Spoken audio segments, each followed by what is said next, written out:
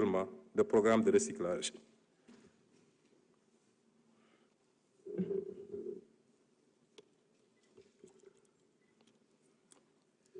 Je vois beaucoup de députés boire alors que c'est moi qui parle.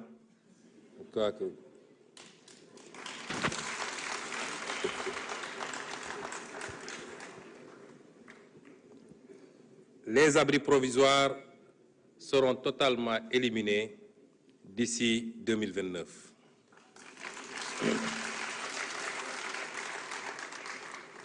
Les technologies émergentes comme l'intelligence artificielle seront introduites dans les curricula et davantage d'élèves seront orientés vers les filières sciences, technologies, ingénierie et mathématiques.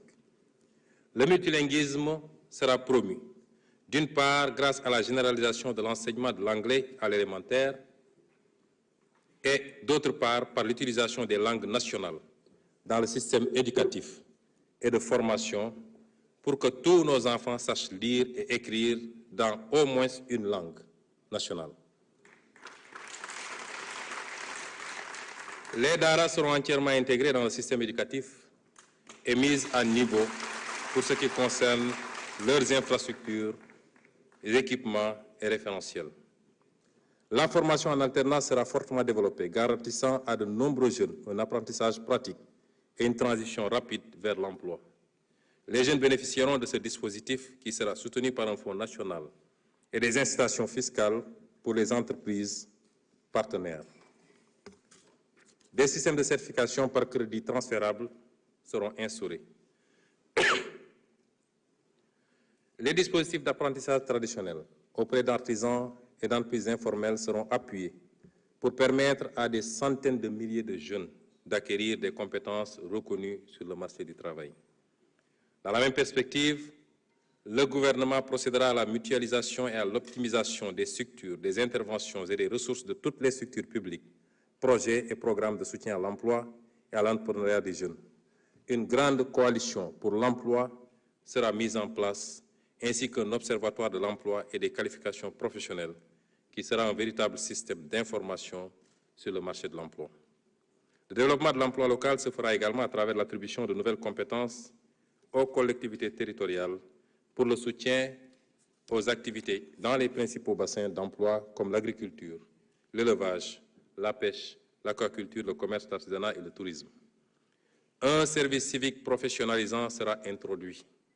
Il aidera à accompagner l'acquisition de compétences professionnelles que les jeunes pourront exercer, notamment dans les travaux d'intérêt public.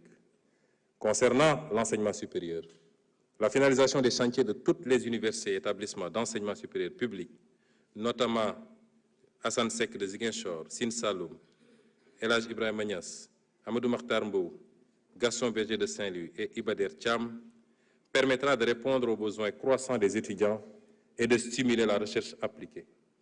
De nouvelles universités seront construites dans les régions qui n'en disposent pas, afin de rapprocher l'offre d'enseignement supérieur aux populations. Un rééquilibrage sera effectué pour orienter un plus grand nombre de bacheliers vers les filières scientifiques et techniques.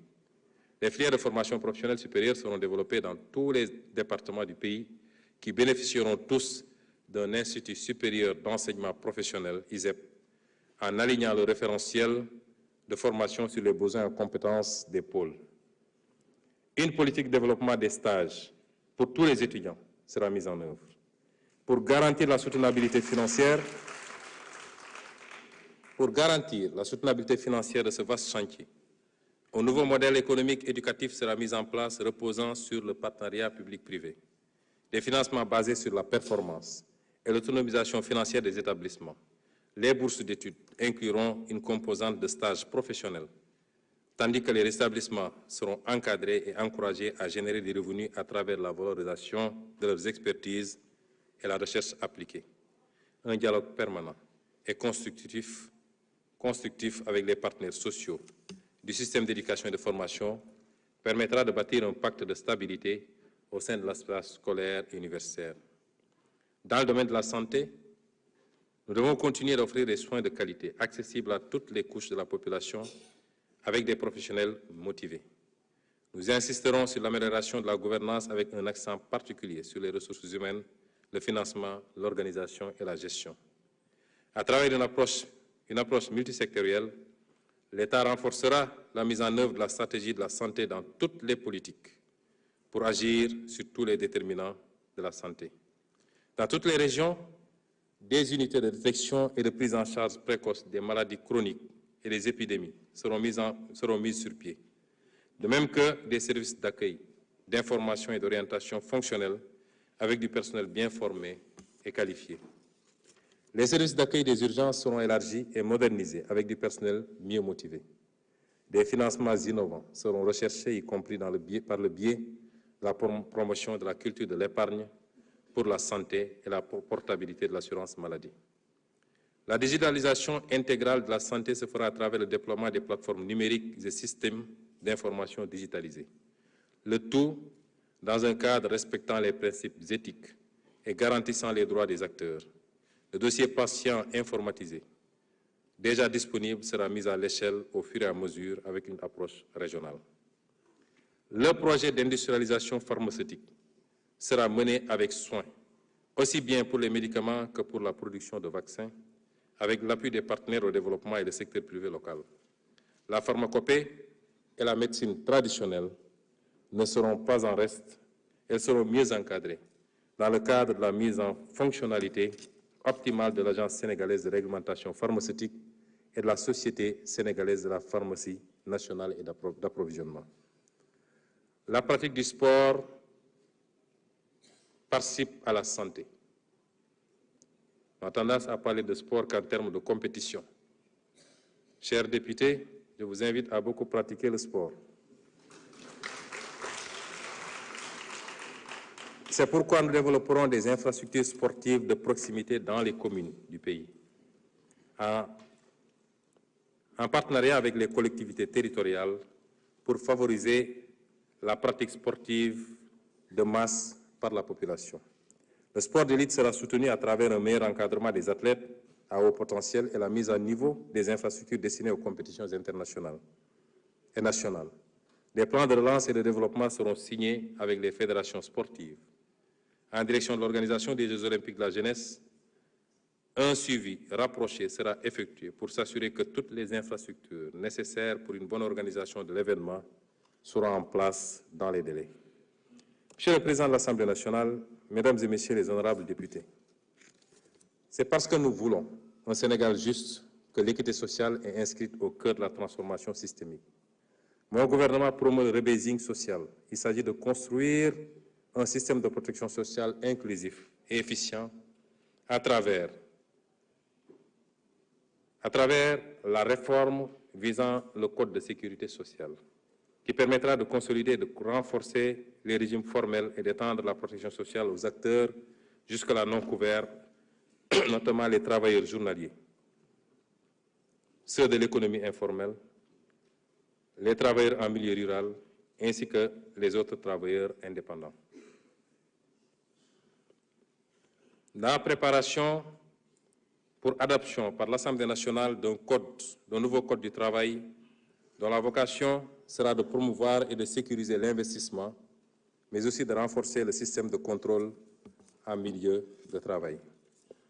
La consolidation du dialogue social tripartite, État, employeurs et syndicats, pour assurer la stabilité sociale à travers la signature entre les partenaires sociaux d'un pacte social consensuel et durable.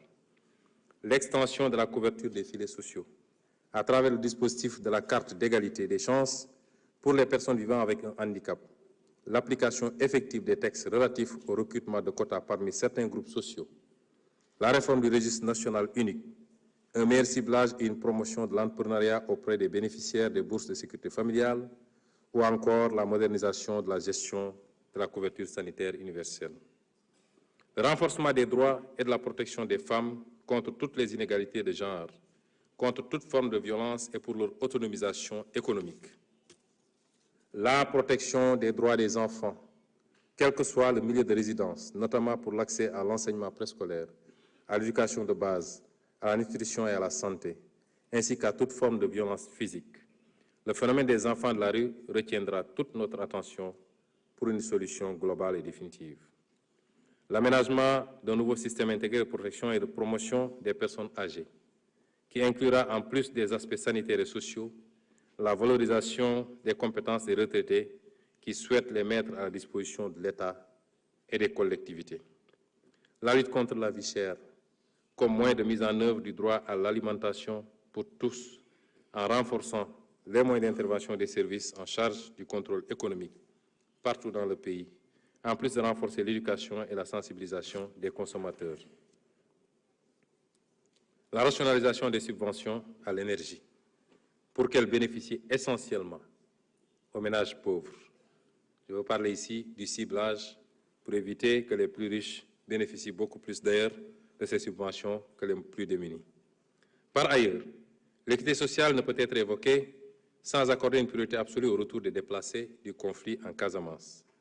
En effet, l'élection de son Excellence, le président Bassirou Diomaye Faye à la présidence de la République, a signifié que la perspective d'un Sénégal juste, prospère et souverain passait d'abord par un pays pacifié dans son intégrité et un peuple plus que jamais réconcilié. Depuis le 2 avril 2024, pas un jour ne s'est achevé sans que mon action et mes pensées ne soient tournées vers la Casamance.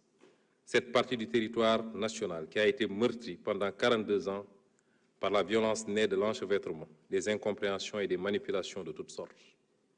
Des avancées significatives et louables dans la restauration de la paix ont été réalisées ces dernières années. Reste donc maintenant à parachever le processus de pacification totale et définitive de cette région naturelle au